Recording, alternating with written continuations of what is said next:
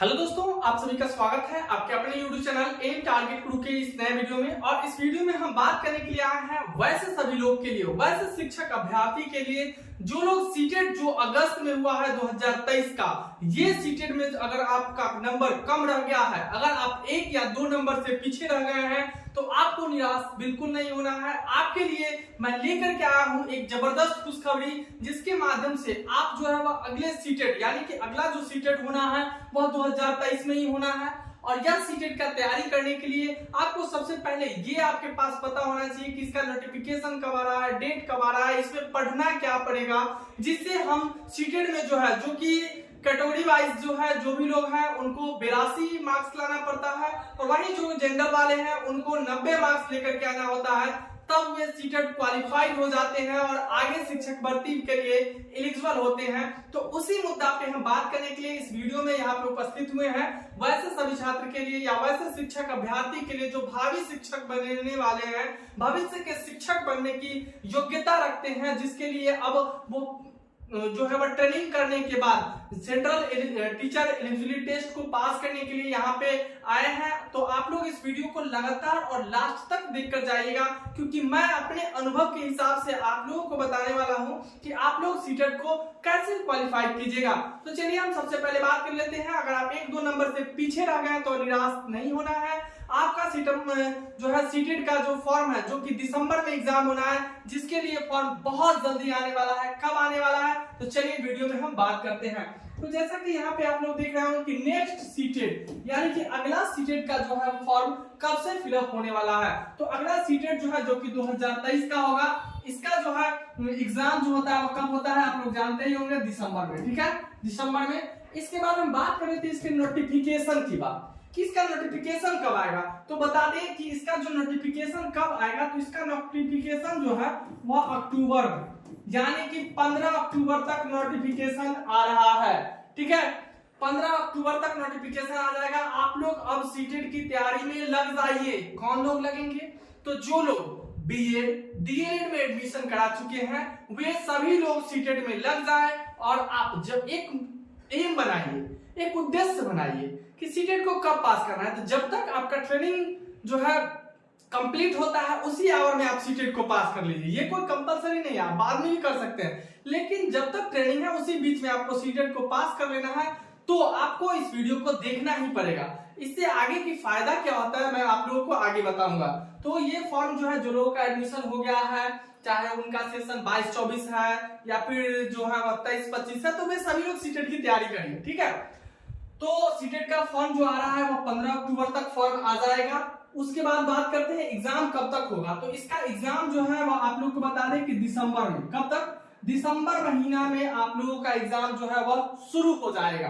अब इसके बाद बात करते हैं, यह एग्जाम शुरू हो जाएगा मतलब कि ऑनलाइन मोड में पहले होता था तो शुरू हो जाता था, लेकिन अब ऐसा नहीं है। अब ऑनलाइन मोड में नहीं होगा, ऑफलाइन मोड में एग्जाम होगा। तो ऑनलाइन में यानी कि दिसंबर के किसी एक दिन जो है वह संडे के दिन जो है पूरे भारत में एक साथ सीटेट का एग्जाम लिया जाएगा। तो दिसंबर मध्य में ही यह एग्जाम हो जाने की संभावना है। अब इसके बाद बात करते हैं एग्जाम मोड। तो पहले ही आप लोग को बता दिए कि यह जो एग्जाम मोड होगा वह ऑनलाइन होगा। कैसा होगा? ऑनलाइन एग्जाम होगा कि ऑफलाइन होगा। तो बता दें कि यह जो एग्जाम होगा, ये एग्जाम आपका ऑफलाइन मोड पे होगा। ओएमआर सीट पे आप लोगों का एग्जाम होने वाला है। ठीक है, इसके बाद बात करते हैं कि इसमें क्या निगेटिव मार्किंग रहेगा। तो बिल्कुल नहीं, सीटेट में निगेटिव मार्किंग बिल्कुल नहीं होता है। यहाँ पर आपसे पूछा जाता है 150 नंबर का क्वेश्चन, और वहीं पे इसके लिए जो मार्क्स दिए जाते हैं वह 150 मार्क्स तक आप लोग मार्क्स ला सकते हैं, अगर आप में क्वालिटी है तो, अगर आप पढ़ाई करते हैं तो। लेकिन मुख्य उद्देश्य लेकर के चलना है, क्योंकि इसके नंबर का आप पहले जो मेरिट बनता था इसके हिसाब से, लेकिन अब कुछ भी नहीं है। तो आप इसमें बस एक ही उद्देश्य रखिएगा कि हमको जो है वो तीसरा अंक में नंबर लेकर के आना है। ठीक है, तो 150 में कम से कम जो है वो आप लोग 100 मार्क्स तो जरूर लाइएगा। मैं आप लोगों को यहाँ से जो ट्रिक बताऊंगा जिसके माध्यम से आप 100 मार्क्स लेकर के जरूर आइएगा। इसके बाद बात करते हैं एग्जाम पैटर्न की। ठीक है, तो एग्जाम पैटर्न की बात हम आगे पूरे डिटेल करेंगे इसी वीडियो में। ठीक है, 1 to 5 के लिए, 6 to 8 के लिए कौन कौन सा जो है वह सिलेबस होता है, कहां से कितना क्वेश्चन पूछा जाता है। वहीं पे बात कर लेते हैं कि number of question, number of marks. तो ये भी हम आगे बात कर लेते हैं। Number of question, number of marks जो है, नंबर क्वेश्चन जो रहेगा वह 150 क्वेश्चन रहेगा और 150 मार्क्स का रहेगा, जिसमें उद्देश्य रखना है हमारा एक एम बनना चाहिए, एक दिमाग में गोल बनना चाहिए कि हम लोगों को यहाँ पर तीसरा अंक में नंबर को लेकर के आना है। ठीक है, ऐसे पास तो आप जो है जो भी कैटेगरी से है उन लोगों के लिए 82 मार्क्स ही है और जो जनरल वाले हैं उनको 90 मार्क्स लेकर के आना है, लेकिन इतना नहीं, हम लोगों को तीसरा अंक में जाना है। ठीक है, तो उसके हिसाब से तैयारी करना है। तो चलिए अब हम आगे देखते हैं इसके बाद कि इसका जो सिलेबस है वह क्या क्या सिलेबस बताया गया है।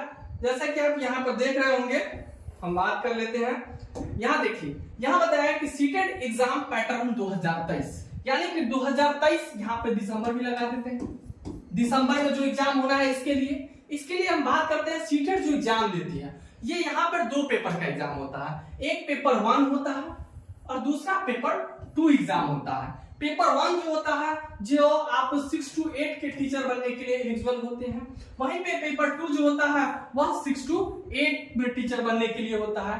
पेपर 2 वही लोग दे सकते हैं जो डीएलएड किए हैं या फिर ग्रेजुएशन कर चुके हैं, डीएलएड करने के बाद ग्रेजुएशन कंप्लीट हो गया या फिर बीएड किए हैं, वे लोग 6 to 8 पेपर भरेंगे। और वहीं पे बता दें कि 1 to 5 के लिए डीएलएड वाले भरेंगे। ठीक है, डीएलएड वाले वैसे जो इंटर पे डीएलएड किए हैं वे लोग जो है वह पेपर 1 ही भरेंगे। ग्रेजुएशन कंप्लीट हो जाएगा, उसके बाद आप 6 to 8 भरिएगा फाइनल। अब इसके बाद बात कर लेते हैं कि पेपर 1 में क्या पढ़ना पड़ता है। तो देखिए, पेपर 1 में जो सीटेट को पास करने के लिए आपको सीडीपी पढ़ना पड़ेगा और ये सीडीपी से कितना क्वेश्चन पूछा जाएगा, 30 क्वेश्चन पूछा जाएगा और इसके लिए आपको मिलेगा 30 मार्क्स। ठीक है, इसमें आप जो है सबसे ज्यादा नंबर इसी में आप ला सकते हैं। 30 में आप यहाँ पे 25 प्लस लाने का प्रयास कीजिएगा। बहुत सारे लोग तो ऐसे होते हैं 30 में 28, 29, 30 तक भी लाते हैं। वहीं पे इसके बाद जो होता है वो मैथ होता है। मैथ में आपसे 30 क्वेश्चन पूछा जाएगा और ये भी बात करते हैं तो ये भी 30 नंबर का क्वेश्चन होता है। 1 to 5 की बात करते हैं पहले, उसके बाद जो है वह ईवीएस होता है। ईवीएस में जो इसमें भी 30 क्वेश्चन होता है और जो कि 30 मार्क्स का होता है। वहीं पे इसके बाद आपका आ जाता है भाषा 1। भाषा 1 की बात करते हैं। भाषा 1 में आप इंग्लिश भी ले सकते हैं, हिंदी भी ले सकते हैं। ठीक है, तो आप जिसमें अच्छा आपका तैयारी है वो आप इसमें ले सकते हैं। अगर आप इंग्लिश लेते हैं तो भी आपको यहाँ पे 30 नंबर का ही पूछा जाएगा।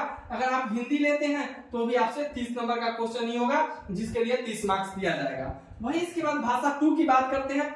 एक भाषा हिंदी तो लेना ही है, चाहे फर्स्ट में लीजिए या सेकंड में लीजिए, हिंदी लेना ही है। दूसरा भाषा में आप इंग्लिश ले लीजिए। तो यहाँ पर दूसरा भाषा में जो है इसमें भी 30 क्वेश्चन होगा और 30 क्वेश्चन के लिए आपको 30 मार्क्स दिया जाएगा। और टोटल मार्क्स की बात करते हैं तो 150 मार्क्स यहाँ पे आपको दिया जाता है। टोटल कितना, 150 मार्क्स दिया जाता है। ठीक है, कोई प्रॉब्लम नहीं होना चाहिए। तो देखिए, इसको पास करने के लिए आपको क्या पढ़ना पड़ेगा, कहां से आप पढ़ेंगे जिससे इसको आप पास कर सकते हैं।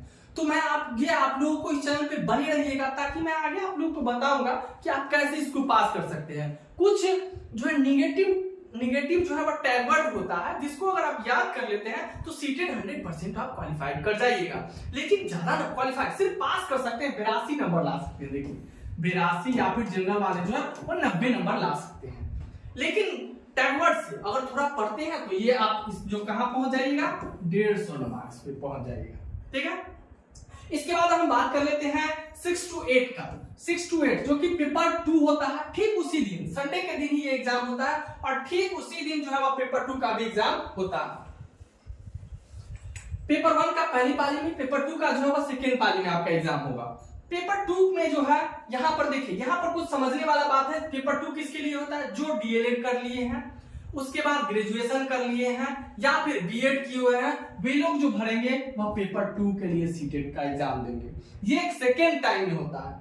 यहाँ पर कुछ लोग गलती कर बैठते हैं। क्या मैं बता दूं कि जो पेपर 1 अगर पास है तो वो फिर नंबर बढ़ाने के लिए पेपर 1 भी भर देते हैं, पेपर 2 भी भर देते हैं। तो मेरे हिसाब से, मेरा जो अनुमान है इसके हिसाब से, अगर पेपर 1 पहले पास है तो उसके बाद पेपर 2 ही सिर्फ भरिए, क्योंकि 150 क्वेश्चन बनाते बनाते दिमाग का जो ये बत्ती होता है ना वो दर्द करने लगता है।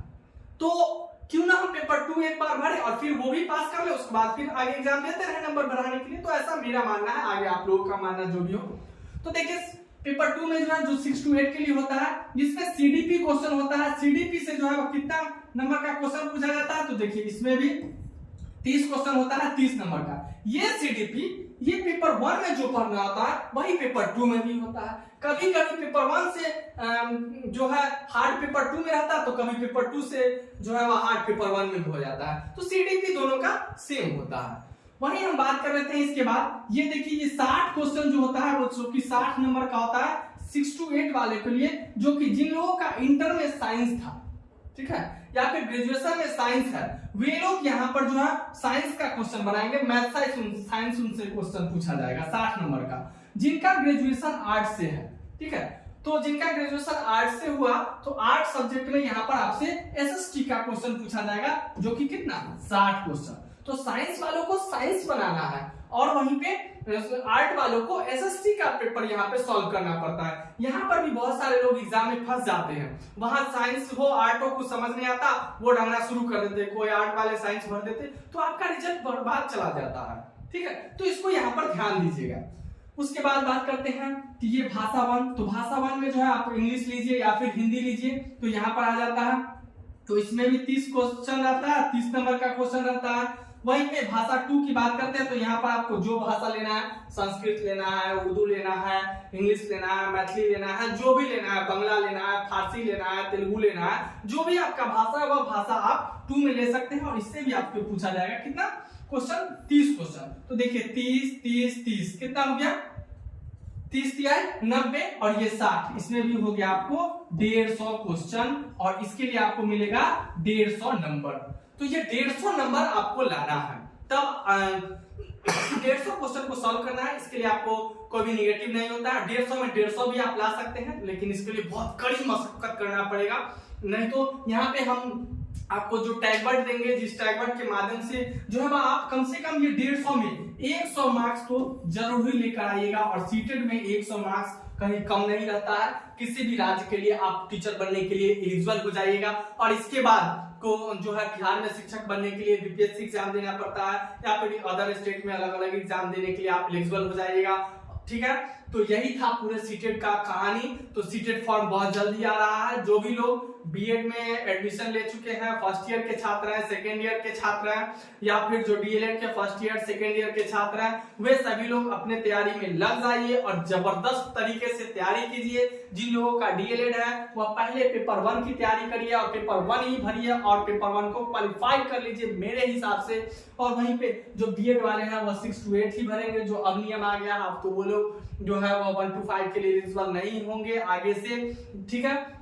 तो आगे फिर सरकार का जो निर्णय होगा वही निर्णय के हिसाब से हम लोग चलेंगे। जो अभी जो चल रहा है उसके हिसाब से मैं आप लोगों को बता दिया हूं। तो जैसे सीटेट का नोटिफिकेशन आ जाएगा आप लोगों को इस एम टारगेट गुरु यूट्यूब चैनल के माध्यम से सूचना मिल जाएगा।